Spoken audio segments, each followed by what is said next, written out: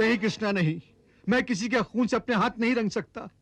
मेरी आत्मा तो उस दृश्य की कल्पना से ही कांप उठती है, कल्पना से ही कांप उठती है, कांप उठती है, कांप उठती है, कांप उठती है। मैं जानता था पांडव युद्ध से अवश्य कतराएंगे। अपने कुल का संहार टालने के लिए युद्ध को भी अवश्य टालेंगे। कृष्णा, मैं अपने ही सगे संबंधियों का खून कैसे बहा सकता हूं? गुरुदेव तो एक शिष्य के लिए पिता और भगवान के समान होता है, तो फिर मैं उसका अनादर कैसे कर सकता हूं? और पितामह, वो तो आदरणीय ही नहीं पूजनीय भी हैं। इतने पूजनीय कि जिनके आगे मैं नजर नहीं उठा सकता हूं, उनके विरुद्ध हथियार कैसे उठा सकता हूं? जिस पितामह के सीने से मेरे लिए प्रेम और स्नेह की गंगा और जमुना सदा फूटती रही है, उस पितामह के सीने में मैं तलवार धोकर खून की नदियां कैसे बहा सकता हूं? मैं कोई दैत्य नहीं हूं जो मैं मेरे अपनों के ही रक्त से स्नान करूं। ये मुझसे कदापि नहीं हो सकता, कदापि नहीं। तुम युद्ध भूमि के बीच खड़े होकर जो भाषा बोल रहे हो, वो किसी योद्धा की भाषा नहीं। आज जिन्हें अपना कहते कहते तुम्हारी जिह्वा थकी नहीं, जिनके लिए तुम्हारे मन में प्रेम, स्नेह और आदर की गंगा बह रही है, याद रखो, ये वही लोग हैं जो 13 वर्षों पहले द्यूत सभा में तुम्हारी पत्नी द्रौपदी के निवृत्त होने का तमाशा चुपचाप देखते रहे थे।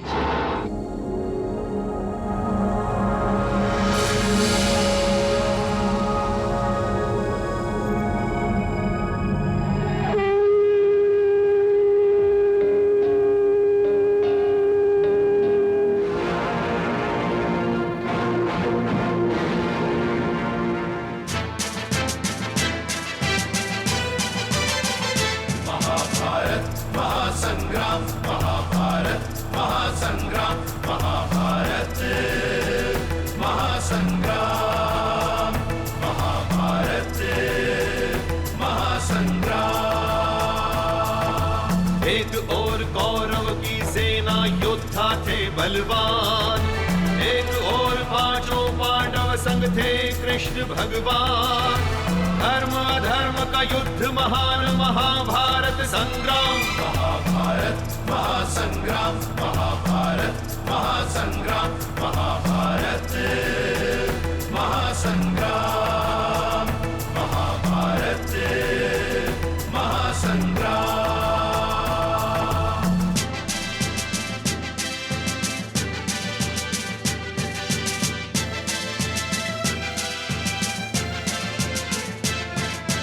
दुर्योधन शकुनी मामा ने द्यूत क्रीड़ा रचाई थी।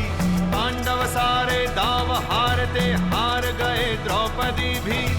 हरी सभा में वस्त्र हरण करवाता है दुर्योधन। किसी ने किया विरोध नहीं, ना गुरुजन ने ना पितृजन। चीख रही द्रौपदी बिचारी, लाज बचाए कौन? शक्तिहीन बैठे सब पांडव, सारी सभा है मौन। फिर द्रौपदी की लाज बचाते आके कृष्ण भगवान।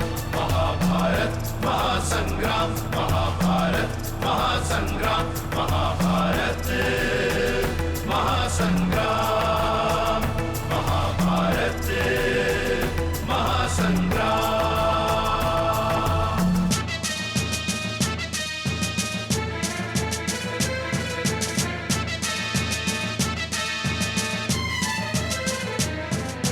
चक्रव्यूह से वीर अभिमन्यु निकल नहीं जब पाया।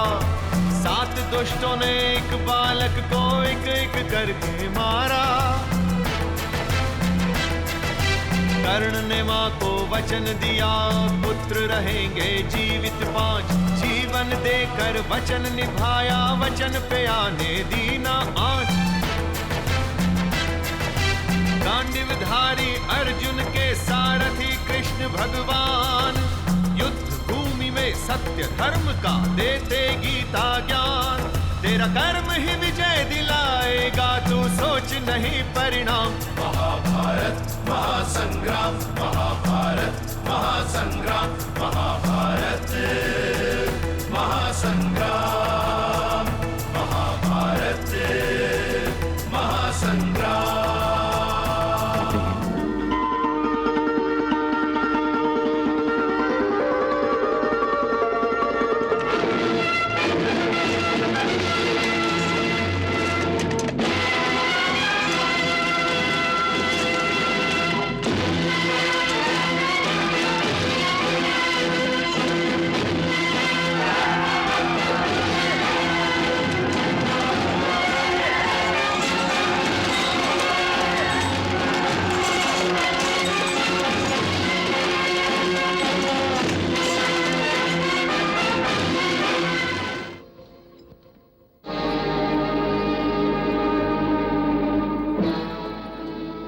यदि तुम्हें पांडवों को विजयी बनाना है तो तुम्हें इन सब का वध करना होगा।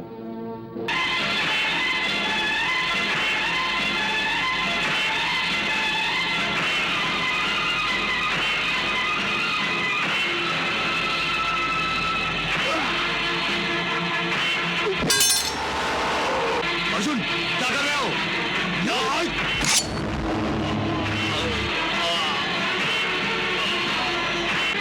अर्जुन,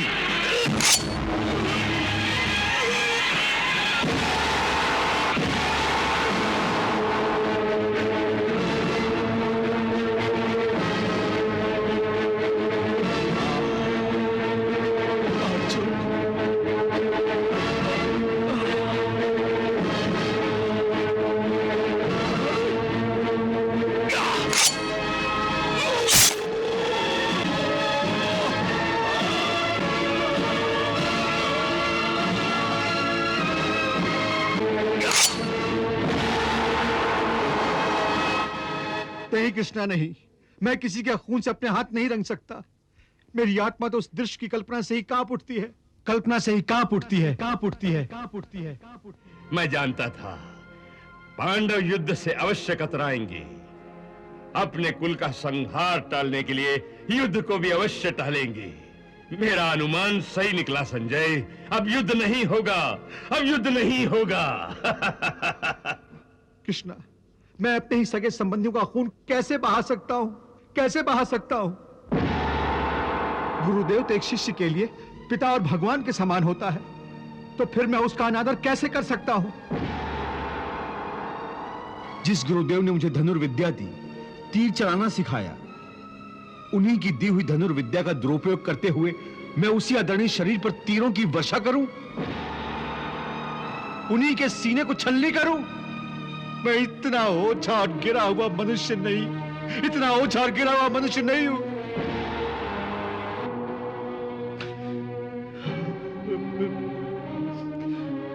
और पितामह, वो तो आदरणीय ही नहीं, पूजनीय भी हैं। इतने पूजनीय कि जिनके आगे मैं नजर नहीं उठा सकता हूं, उनके विरुद्ध हथियार कैसे उठा सकता हूं? जिस पितामह के सीने से मेरे लिए प्रेम और स्नेह की गंगा और जमुना सदा फूटती रही है, उस पितामह के सीने में मैं तलवार भोंकर खून की नदियां कैसे बहा सकता हूं? मैं कोई दैत्य नहीं हूं जो मैं मेरे अपनों के ही रक्त से स्नान करूं।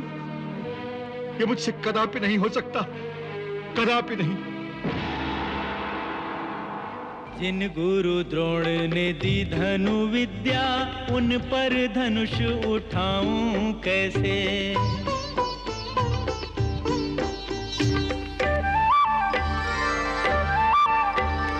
पूजन योग्य जो भीष्म पितामह, उन पर बाण चलाऊं कैसे?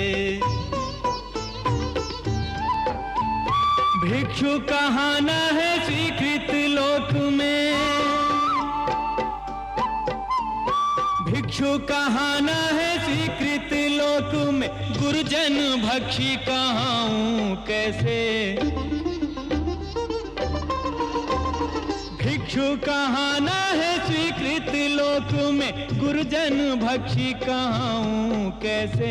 रुधिर सने भोगों के लिए अपनों का रुधिर बहाऊं कैसे? रुधिर सने भोगों के लिए अपनों का रुधिर बहाऊं कैसे? तुम युद्ध भूमि के बीच खड़े होकर जो भाषा बोल रहे हो, वो किसी योद्धा की भाषा नहीं।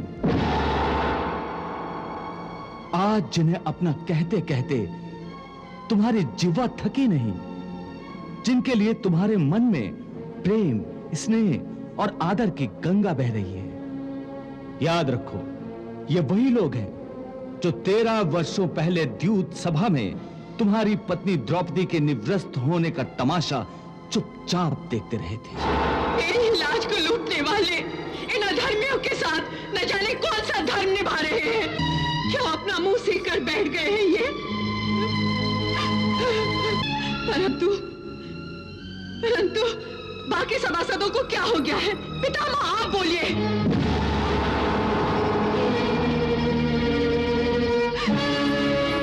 गुरुदेव आप बोलिए, बोलिए। जीवित लोग हैं या पाषाण की मूर्तियां? इस भरी सभा में गुरु, धर्म गुरु, ज्येष्ठ, कुल ज्येष्ठ, क्या इनमें से किसी एक के शरीर में भी जीवित आत्मा नहीं है जो इस अमानवीय अत्याचार के विरुद्ध दो शब्द ही बोलते? धिक्कार है इस सभा पर, धिक्कार है, धिक्कार है इस सभा पर, धिक्कार है, धिक्कार है। आज द्यूत सभा में जो कुछ हुआ वो नहीं होना चाहिए था।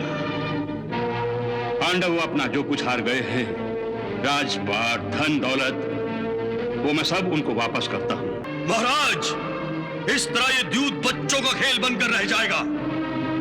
जुए के खेल में कोई जीतता है तो कोई हारता है, और हारने वाले को कुछ ना कुछ हारना ही होता है।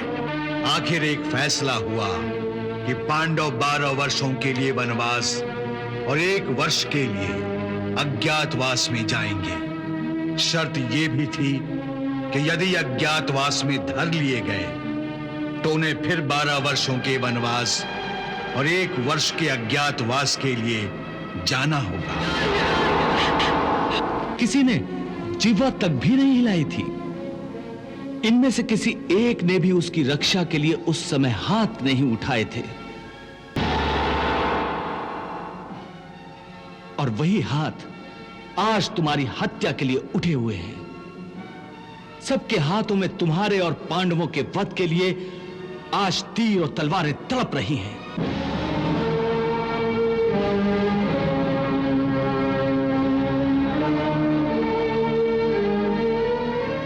क्या यही तुम्हारे अपने हैं जिनके लिए तुम प्रेम और आदर की भाषा बोल रहे हो? हे अर्जुन, तुम इस समय कोई लगन मंडप में नहीं हो, बल्कि युद्ध भूमि पर खड़े हो, और जिन्हें तुम अपना समझ रहे हो वो इस युद्ध भूमि में तुम्हारा स्वागत और आदर सत्कार करने नहीं आए हैं। वो सब के सब तुम्हारा और तुम्हारे भाइयों का नाम अपने अस्त्रों पर लिख कर आए हैं। देखो उनकी ओर, इनकी आंखों में तुम पांडवों की मृत्यु का नृत्य देखने की तृष्णा तड़प रही है, और ये तड़प, ये प्यास केवल तुम पांडवों के रक्त से ही बुझेगी। देखो ये विषैले बाण किस किस को अपना निशाना बनाने के लिए उत्सुक हैं। अगर ये तुम्हारे अपने हैं तो फिर ये तुम्हारे कौन हैं? पराये हैं? शत्रु हैं?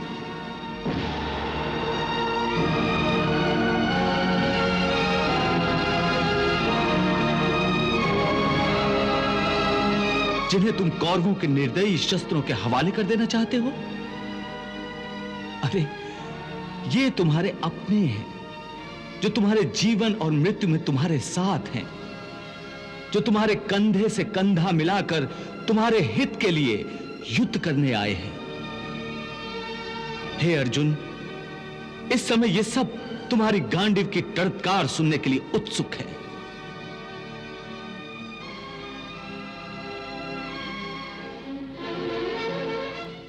क्या तुम मेरे इन खुले हुए बालों को नहीं देख रहे, जिसे पकड़कर दुष्ट दुशासन मुझे सभा में लाया था? अब ये बाल नहीं, विषैले नाग हैं, नाग।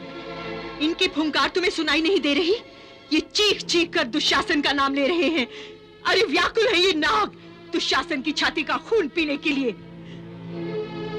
क्या तुम इनकी प्यास नहीं बुझाओगे? अवश्य बुझाऊंगा पांचाली, अवश्य बुझाऊंगा। तुम्हारे ये बाल जो मुझे नाग बनकर हमेशा डसते रहते हैं, मुझे मेरी प्रतिज्ञा याद दिलाते रहते हैं जो मैंने द्यूत सभा में ली थी। मामा श्री, मुझे इस बात का पूरा विश्वास है कि द्यूत से पहले आपने जादू मंत्र से पासों को अपने वश में कर लिया था। अभी तो पास से आपके इशारों पर नाच रहे थे। तनिक धीरे बोलो अंगराज कर्ण, धीरे। सुना नहीं आपने? दीवारों के भी कान होते हैं। यदि शकुनी मामा के षड्यंत्र का किसी को पता चल गया तो अनर्थ हो जाएगा, अनर्थ। अब कोई अनर्थ नहीं होगा मामा श्री, ना। अब हमारा कोई कुछ नहीं बिगाड़ सकता। अब हम राजा हो गए हैं, राजा। कौरवों की इस चाल को विफल करने के लिए श्री कृष्ण ने पांडवों को बताया कि 13 वर्षों का वनवास असल में तुम्हारे लिए विधि का वरदान है।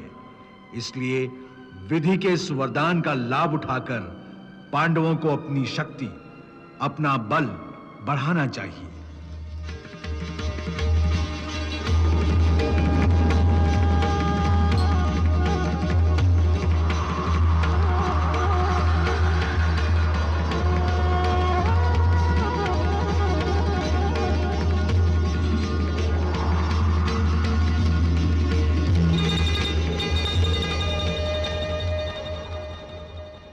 आज पांचों पांडवों के अज्ञातवास का पहला दिन है।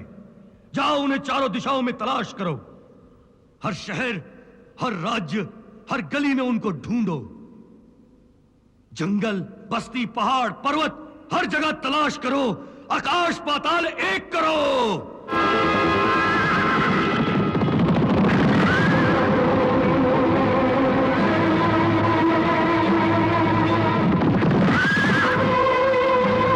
नहीं मिल रहे। मामा श्री, अब क्या होगा? क्या होगा? इधर दुर्योधन और उसके गुप्तचर जिन पांडवों की तलाश में धरती का चप्पा चप्पा छान रहे थे, वो पांडव विराट नगर के राजा के महलों में राजा के दास बनकर अज्ञातवास पूरा कर रहे थे। सम्राट युधिष्ठिर कंक भट्ट के नाम से राजा के मुसाहिब बनकर चौसर खेलकर उनका मनोरंजन करते थे, तो गदाधारी भीमसेन राजमहल की रसोई में बल्लभ नाम का रसोइया बनकर भोजन तैयार करता था। उर्वशी के श्राप के अनुसार अर्जुन 1 साल के लिए नपुंसक हो गया था और बृहन्नला नाम का नर्तक बनकर राजकुमारी उत्तरा को नृत्य की शिक्षा दे रहा था। नकुल तंतीपाल बनकर घुड़साल में घोड़ों की चंपी करता था और सहदेव तंतिक के नाम से गौशाला में काम करता रहता और सम्राज्ञी द्रौपदी सैरंध्री बनकर महारानी के केशों का श्रृंगार करती रहती। क्या बात है प्रभु, आज आप बड़े प्रसन्न दिखाई दे रहे हैं। हाँ देवी, आज पांडवों की 13 वर्षों की प्रतीक्षा का अंत हो रहा है ना। देवी, अज्ञातवास के बाद आज पांडव जब विराट के दरबार में प्रकट होंगे, तब राजा विराट की क्या दशा होगी, इस विचार से ही मुझे आनंद आ रहा है। आप चक्रवर्ती सम्राट युधिष्ठिर अपने चारों अनुजों के साथ मेरे ही राजमहल में दास बनकर रहे। मैं आपकी सेवा करने के बदले आपसे सेवा करवाता रहा। यह सब मुझसे अनजाने में हुआ है। इस भूल के लिए कृपया आप मुझे क्षमा कर दीजिए।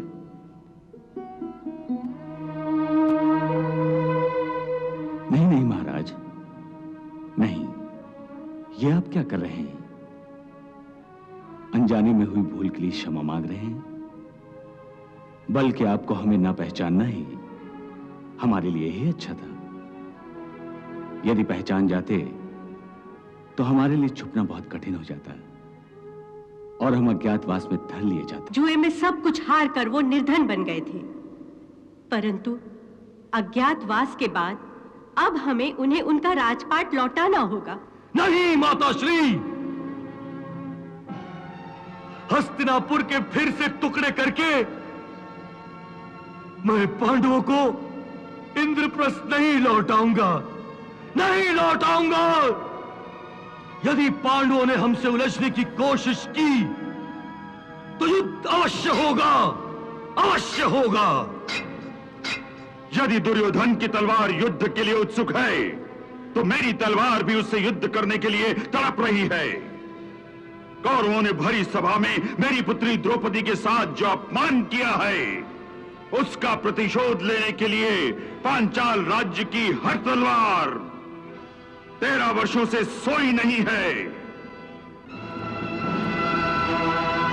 द्रौपदी मेरी बहन है और मेरी बहन की लाज पर हाथ डालकर कौरवों ने मुझे ललकारा है। अपनी बहन की राखी की सौगंध है, जब तक मैं धृष्टद्युम्न कौरवों के निर्लज हाथों को काट नहीं फेंकूंगा, तब तक द्रौपदी के अपमान का बदला पूरा नहीं होगा। मैं भी अपनी दोनों प्रतिज्ञाएं पूरी करने के लिए युद्ध की प्रतीक्षा कर रहा हूं। महाराज धृतराष्ट्र, आप अपनी विवशता का दुखड़ा रोककर अपने कर्तव्य से मुंह नहीं मोड़ सकते, उससे भाग नहीं सकते। आप राजा हैं, राजा, और राजा किसी के अधीन नहीं होता और ना ही किसी का बंदी होता है, बल्कि वो उनको बंदी बनाता है जो दूसरों के अधिकारों को हड़पना चाहते हैं। भांजे, श्री कृष्ण तो अब शांति की भाषा की जगह युद्ध की भाषा बोल रहे हैं। ये दूत की मर्यादाओं का उल्लंघन है। ये जीजा श्री को हमारे विरुद्ध भड़काकर हमें बंदी बनवाना चाहते हैं। हाँ, अरे ये क्या मुझे बंदी बनाएगा?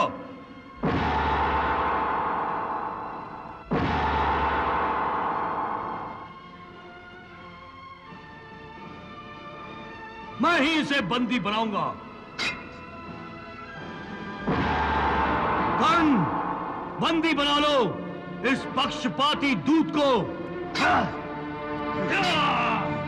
सावधान! किसी ने भी द्वारकाधीश की तरफ एक कदम बढ़ाने का साहस किया तो यहीं इसी दरबार में सरों का ढेर लगा दूंगा। सात्यकी, बैठो।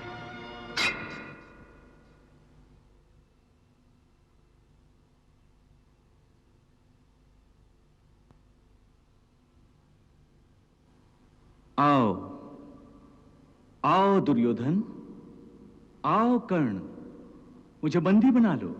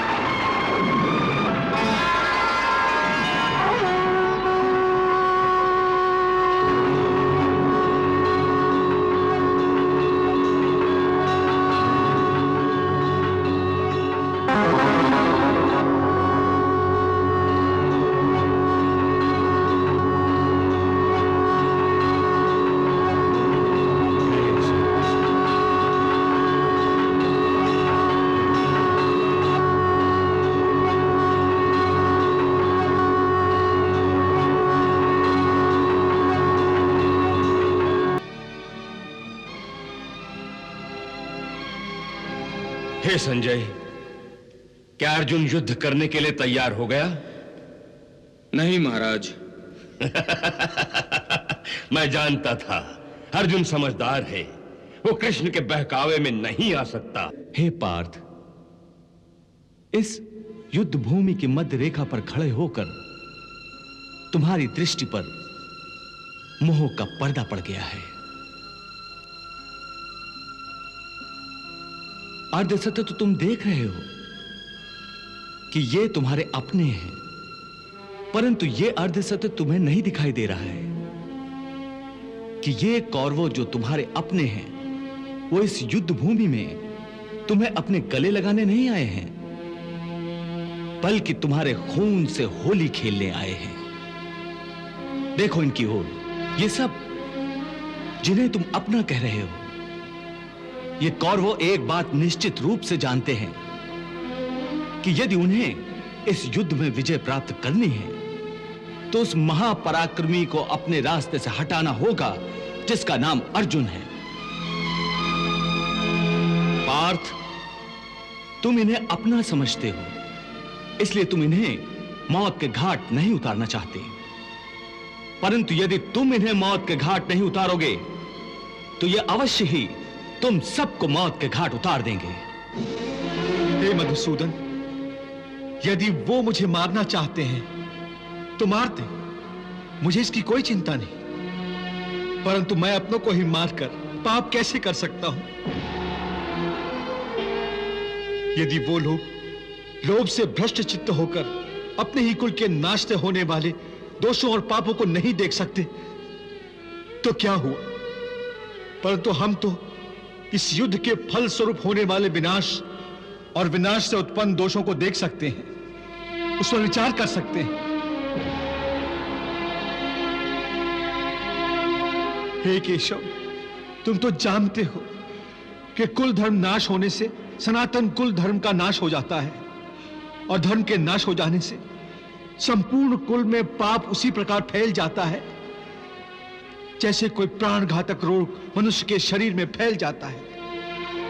और उस फैले हुए पाप के कारण उस कुल की स्त्रियां दूषित हो जाती हैं और स्त्रियों के दूषित हो जाने से वर्ण संकर संतानें उत्पन्न होती हैं और वर्ण संकर के पाप के कारण सारा कुल का कुल नरक का अधिकारी बन जाता है।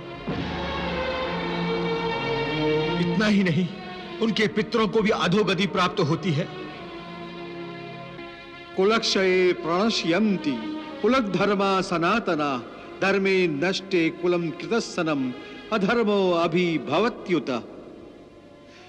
अधर्मा अभिभवात् कृष्ण प्रदुष्यन्ति कुल स्त्रियः स्त्रीषु दुष्टासु वाषणे जायते वर्ण संकर।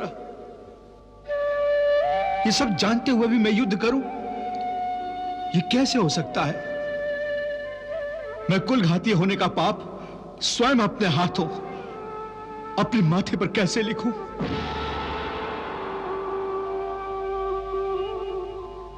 जिन प्राणियों के कुल धर्म नष्ट हो गए हैं, उन मनुष्यों का अनंत काल तक नरक में वास होता है।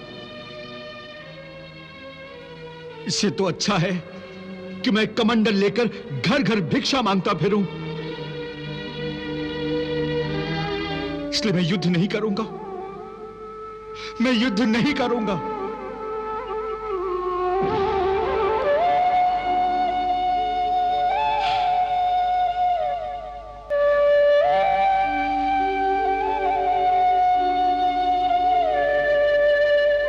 क्या अर्जुन ने अपना धनुष नीचे रख दिया? हाँ महाराज। संजय, यही अवसर है, सुनहरा अवसर, क्योंकि अर्जुन ने अपना गांडीव धनुष नीचे रख दिया है और कृष्ण तो पहले से निशस्त्र है। ऐसे में यदि पितामह ने पांडवों की सेना पर आक्रमण कर दिया तो फिर कौरवों की विजय निश्चित होगी, क्योंकि अर्जुन के बिना पांडवों की सेना एक शस्त्रहीन सेना के समान है और एक शस्त्रहीन सेना को हराना कोई कठिन कार्य नहीं होता। क्षमा करें महाराज, यह आप कैसी अनुचित बातें कर रहे हैं? एक क्षत्रिय महाराज को ऐसे अधर्म और अन्याय की बातें शोभा नहीं देती। आपकी बातें युद्ध के नियमों के विरुद्ध है महाराज। एक निशस्त्र योद्धा और उसकी सेना पर वार नहीं किया जाता। फिर भी कौरव अधर्म का मार्ग अपनाएंगे, इस शंका के कारण वासुदेव श्री कृष्ण ने उपदेश देने से पहले अपनी दैवीय शक्ति द्वारा कुरुक्षेत्र पर समय की गति को रोक दिया है। रणभूमि में कौरवों पांडवों के वीर महावीर और सेनाएं पत्थर की मूर्तियों की भांति अचल खड़ी हैं। श्री कृष्ण और अर्जुन में क्या चर्चा हो रही है, इसका किसी को ज्ञान नहीं है।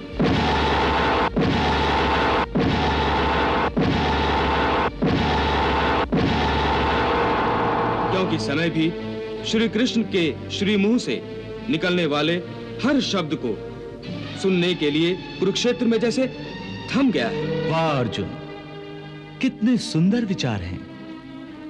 मैं युद्ध नहीं करूंगा, मैं भिक्षा मांग लूंगा। हे अर्जुन, यह बात कोई वीर नहीं, केवल एक कायर कर सकता है। क्या तुम अपनी कायरता का प्रदर्शन करने के लिए इस युद्ध भूमि पर आए थे? क्या इसीलिए तुमने भगवान शिव से पाशुपतास्त्र ग्रहण किया था?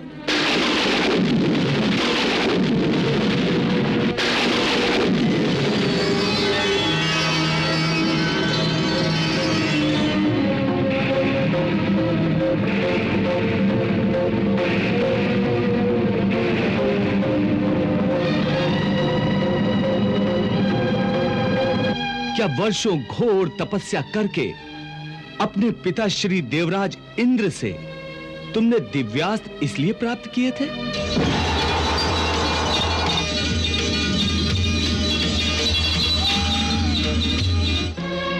क्या तुम्हें अपनी माता कुंती का अंतिम संदेश याद नहीं कि जब भी मेरे सम्मुख आओ तो विजयी बनकर आओ और अपने माथे पर कौरवों के रक्त से विजय तिलक लगा कर आओ।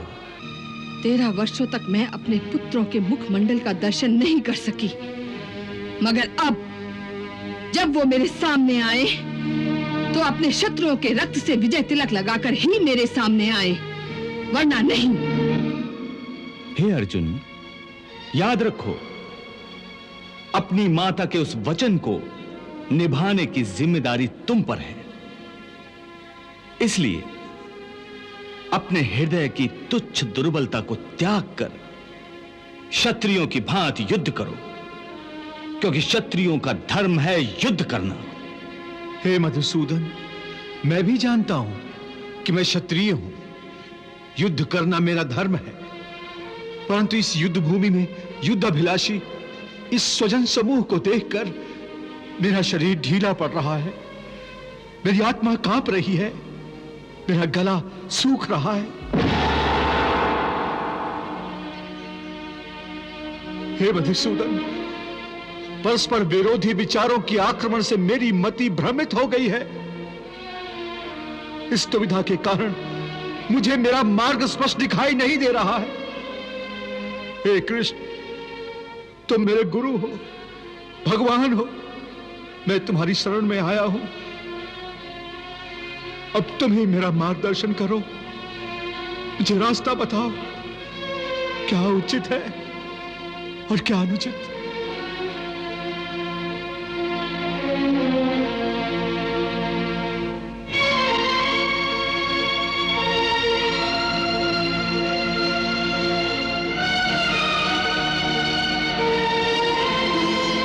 करुण अश्रुपूरित नयन, व्याकुल विचलित जान, संबोधित कर पार्थ को यूं बोले भगवान, बोले श्री भगवान। अशोच्यानन्व शोचस्त्वं प्रज्ञावादांश भाषसे, गतासून गतासूंश्च नानुशोच्यन्ति पंडिताः। शोक के योग्य नहीं उनमें कोई, जिनके शोक में तू अकुलाए।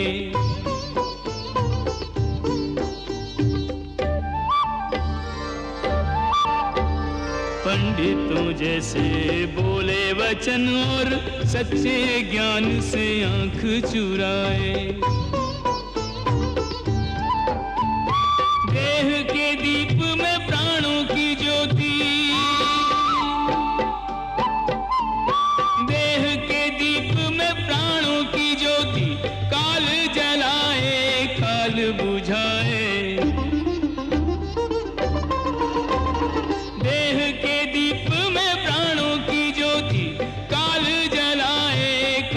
बुझाए ज्ञानी विचलित होते नहीं, कोई जग में रहे या जग से जाए।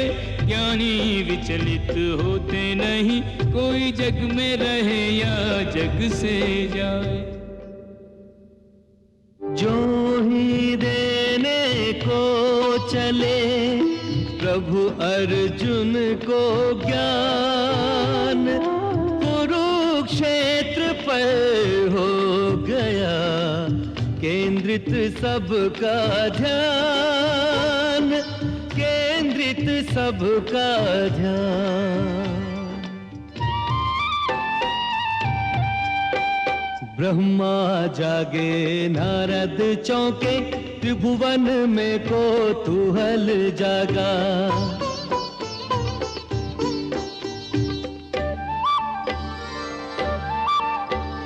चारों दिशाएं सचेत हुई, धरती पर ध्यान सभी का लगा। गीता के महाज्ञान श्रवण को, गीता के महाज्ञान श्रवण को शिव ने ध्यान समाधि से त्यागा। गीता के महाज्ञान श्रवण को शिव ने ध्यान समाधि से त्यागा। एक अर्जुन के निमित्त मिलेगा ज्ञानामृत सबको बिन मांगा। एक अर्जुन के निमित्त मिलेगा ज्ञानामृत सबको बिन मांगा। प्रणाम भगवान। बैठो देवी पार्वती। क्या बात है प्रभु, आपने अपनी समाधि अधूरी छोड़ दी है? आपकी समाधि तो युगों युगों तक चलती रहती है। देवी पार्वती, धरती लोक पर इस समय एक दिव्य घटना होने जा रही है। प्रभु, ऐसी कौन सी दिव्य घटना घटने जा रही है जो आपने अपनी तपस्या अधूरी छोड़ दी? आज धरती पर जो दिव्य घटना होने जा रही है, ऐसा युगों युगों से कभी नहीं हुआ। भगवान श्री कृष्ण अपने मानव अवतार में आज जो ब्रह्म ज्ञान देने जा रहे हैं, वो कभी अनादिकाल में उन्होंने सूर्य देवता को दिया था। उस ज्ञान को स्वयं उन्हीं के श्रीमुख से फिर सुनने का अवसर मैं खो नहीं सकता। मैं तो क्या, समस्त देवी देवता इस समय सावधान हो गए हैं। आकाश से पाताल तक सृष्टि जैसे थम गई है, जैसे काल की गति भी रुक गई है। और महाकाल स्वयं भगवान की वाणी सुनने के लिए कुरुक्षेत्र में रुक गए हैं। और वो देखो, ब्रह्मज्ञानी ब्रह्मा जी भी अपने ज्ञान धन को बढ़ाने के लिए कैसे उत्सुकता से भगवान श्री कृष्ण की अमृत वाणी को सुन रहे हैं। और वो देखो, देवर्षि नारद मुनि भी उस अमृत वाणी के रस में ऐसे खो गए हैं कि इस समय नारायण नारायण का जाप भी भुलाकर ज्ञान रत्नों को समेट रहे हैं।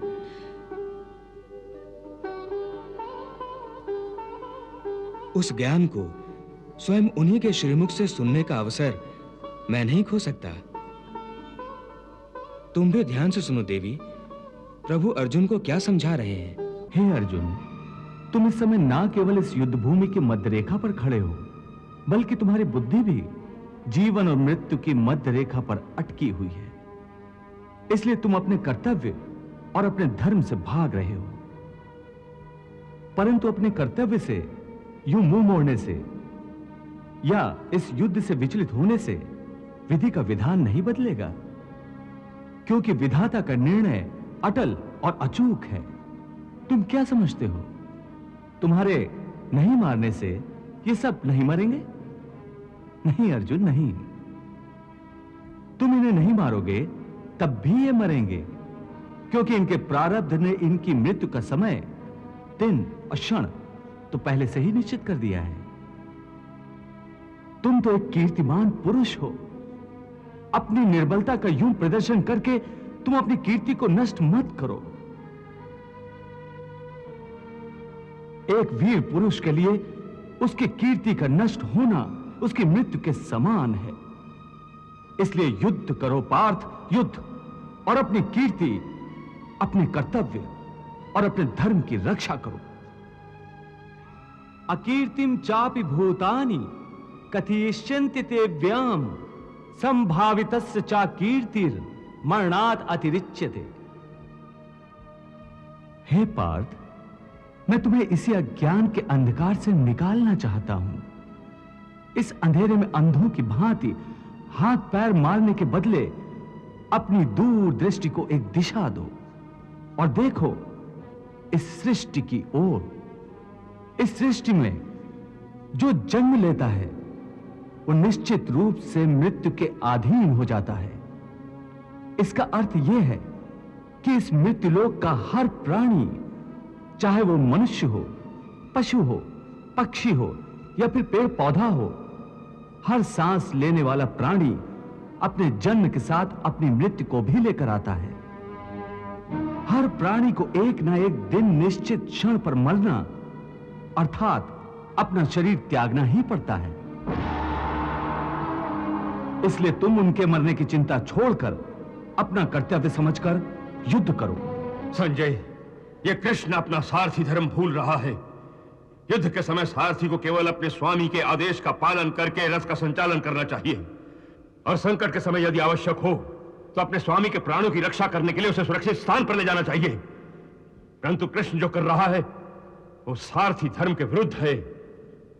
यदि अर्जुन युद्ध करना नहीं चाहता तो कृष्ण उसे उपदेश देकर युद्ध करने के लिए क्यों उकसा रहा है? जातस्य ही ध्रुवो मृत्युर ध्रुवम जन्म मृतस्य च तस्माद् अपरिहार्य अर्थे न त्वं सोचितुम अर्हसि। ये ठीक है कृष्णा, क्योंकि प्रारब्ध में मरना लिखा है, परंतु उसका माध्यम मैं क्यों बनूं? यदि पितामह की मृत्यु का समय आ गया है तो वो अवश्य मर जाएंगे, परंतु मैं अपने हाथों से उन्हें क्यों मारूं? तो ठीक है, मत मारो, परंतु पहले मुझे ये तो बताओ कि कौन है तुम्हारे भीष्म पितामह? कहां है तुम्हारे भीष्म पितामह? ये क्या पूछ रहे हो कि भीष्म पितामह कहां है, कौन है? तुम्हें दिखाई नहीं देते क्या? वो सामने ही तो हैं खड़े भीष्म पितामह।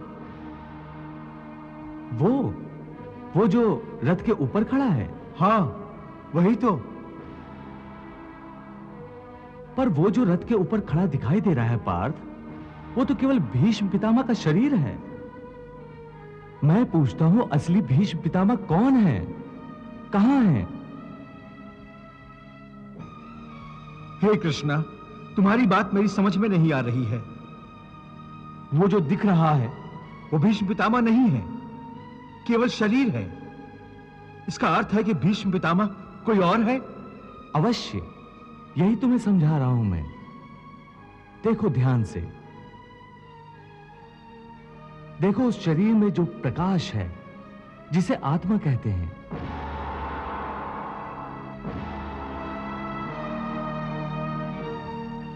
मैं तुम्हें दिव्य चक्षु प्रदान करता हूं।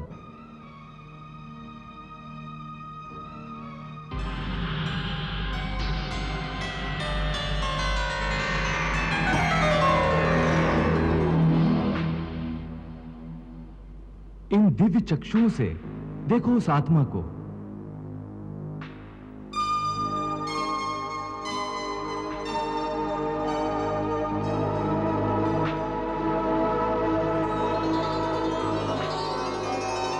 वो जो शरीर के अंदर आत्मा है, जो प्रकाश है, वही है असली भीष्म पितामह।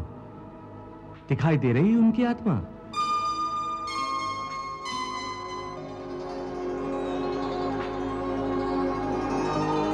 हाँ केशव, एक प्रकाश रूपी आत्मा दिखाई दे रही है। बहुत अच्छा। अब देखो, यदि मैं अपने सुदर्शन चक्र से भीष्म पितामह का शरीर काट दूं तो केवल उनका शरीर मरेगा, परंतु उनकी आत्मा का प्रकाश नहीं बुझेगा। देखो, मैं तुम्हारे इन दिव्य चक्षुओं को यह दृश्य सजीव करके दिखाता हूं।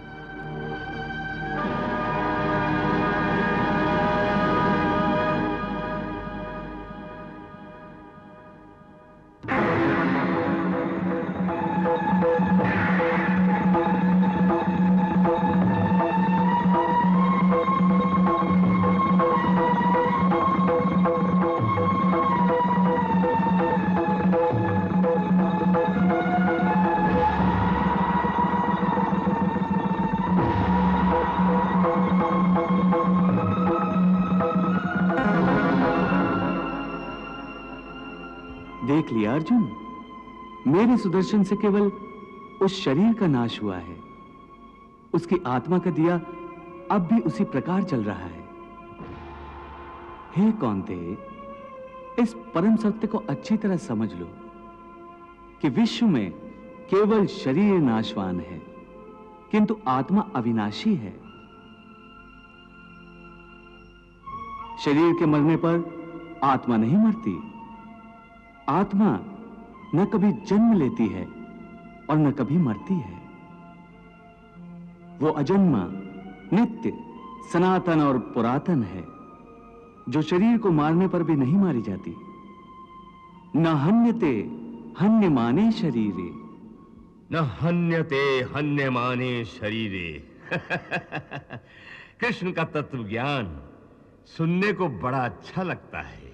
हे पार्थ, इस संसार में दो ही वस्तुएं हैं, एक शरीर और दूसरा शरीर में रहने वाला शरीरी।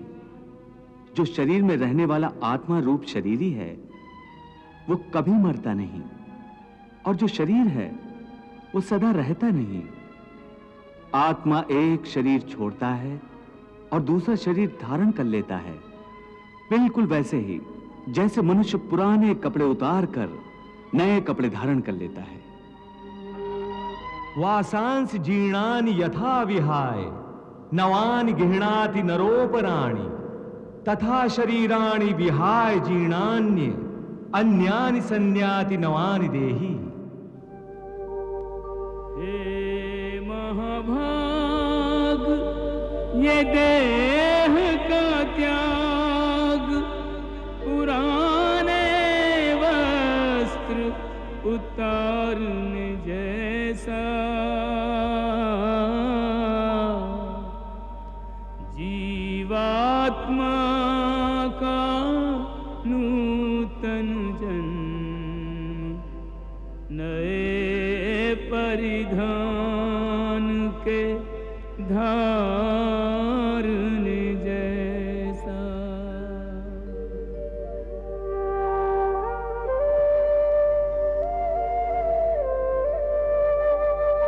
देह भी चोला वस्त्र भी चोला है, यह तथ्य विचारने जैसा। चोले के इस परिवर्तन पर क्या है धीरज हारने जैसा। महाभारत महासंग्राम